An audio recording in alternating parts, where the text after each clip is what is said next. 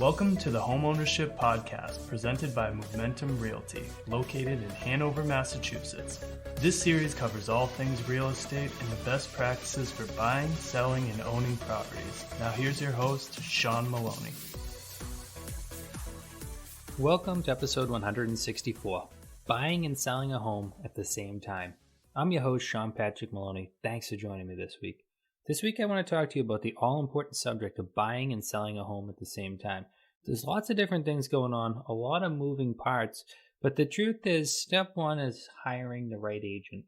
Over here at Momentum Realty, we call our agents Move Mentors because we believe they're both a mentor and a guide in the process. I think it's really important to remember you need someone that is a mentor and a guide. Why? Because getting this paperwork right means the difference between selling and buying a home at the same time versus selling a home out from underneath yourself and trying to figure out where to go for the time in between the two.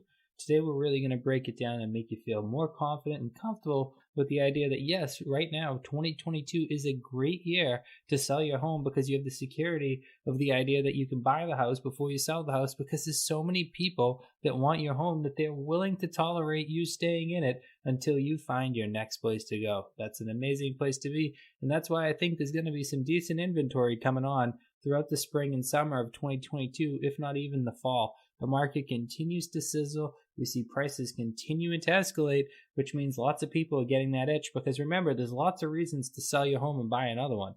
One of them is the cash out equity play where you reinvest at a higher level and you have a higher down payment because you sold and rebought.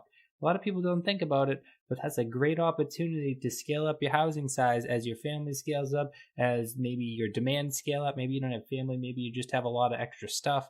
Maybe you need a garage, so many different reasons. So keep it in mind that it's possible to happen. It's just important to understand the whole process.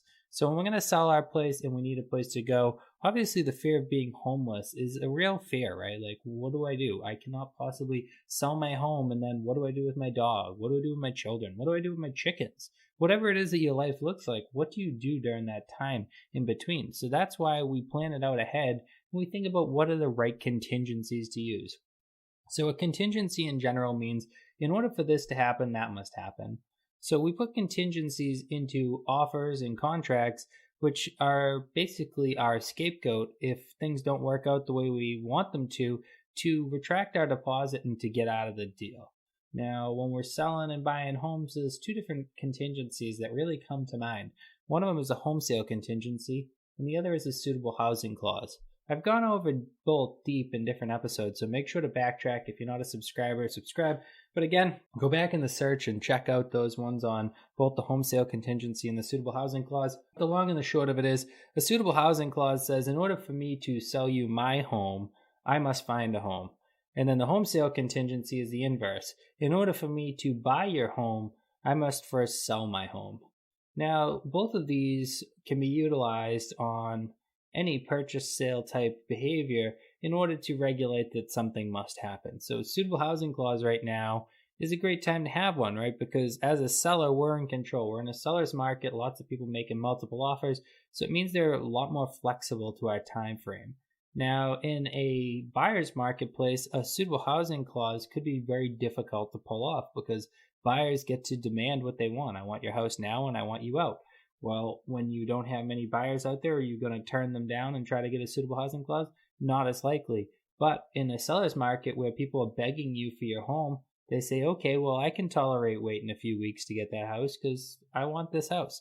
Now, that's great for those of you with large families, lots of pets, lots of hobbyists, cars, you have too much stuff, because it gives you that leeway and that time to find the next place and to buy the next place on the same day, so that way there you have one home to the next and you don't have your house in a trailer, you don't have your house in a storage unit, you don't have to live out of a motel, hotel, you don't have to situate yourself in pet sitting, you can just make that smooth transition. So that suitable housing clause is going to be one of the best bets in order to make sure that you can seamlessly buy and sell at the same time. Because again, everybody fears homelessness, and not having the right contingencies in there could lead to homelessness.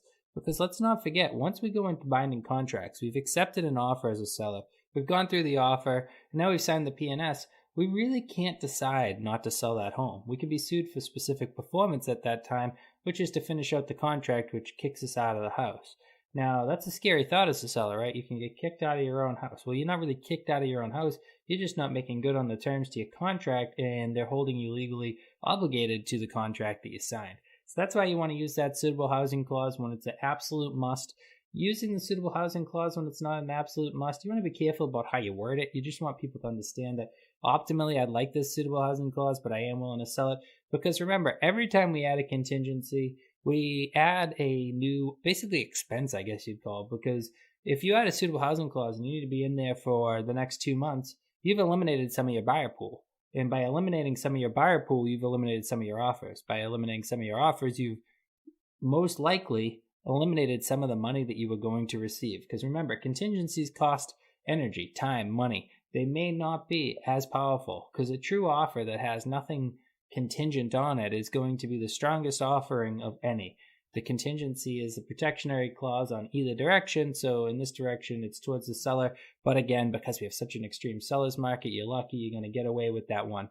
Now the home sale contingency says in order for me to buy your home, I must sell my home first. So you could go in with a suitable housing clause and a home sale contingency because you could get an offer accepted by another seller that it is contingent upon you selling your home, which also pretty easy right now because remember, houses are selling quick, so some sellers, in order to get the optimal money, are willing to accept one with a home sale contingency.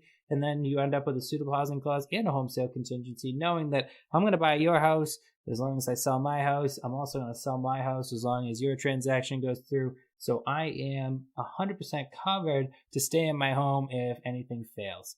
Guys, I hope this helps you understand that you don't need to be homeless and that you don't need to be concerned. When it comes to buying and selling homes, you need experts. Reach out to us over at Momentum Realty. We'd be happy to hook you up with one of our Move mentors so they can mentor you and guide you to find success in buying and selling a home in the year 2022 and beyond. Thanks again for listening. Make sure to pound that subscribe button. Check out our weekly newsletter and blog found under the name Homeownership. I really appreciate you. Have a great week.